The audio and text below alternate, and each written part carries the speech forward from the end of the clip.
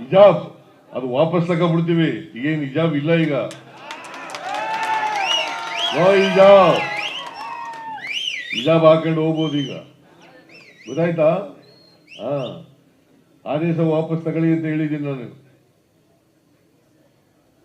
ಈಗ ಡ್ರೆಸ್ ಹಾಕೊಳ್ಳೋದು, ಊಟ ಮಾಡೋದು ನಿಮ್ಗೆ ಸೇರಿದ್ದು.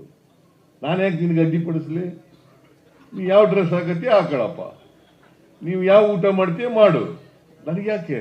ನಾನು ಊಟ ಮಾಡೋದು ನಾ ಮಾಡ್ತೀನಿ, ನೀವು ಊಟ ಮಾಡೋದು ನೀವು ಮಾಡ್ತೀಯ, ಅದು ನಿಮ್ಮ ಹಕ್ಕು, ನನ್ನ. Very simple, very simple. ನಾನು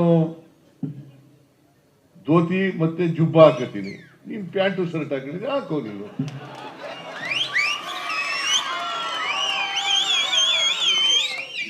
ಅಲ್ವಾ? ತಪ್ಪೇನಿದೆ ಇದರಲ್ಲಿ?